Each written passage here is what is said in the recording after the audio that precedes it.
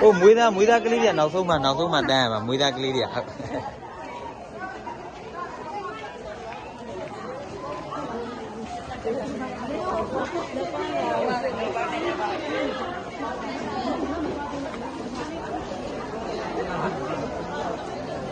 ကွဲတဲ့အိမ်လေးတွေခဏသာဟွာလောက်နေတယ်နော်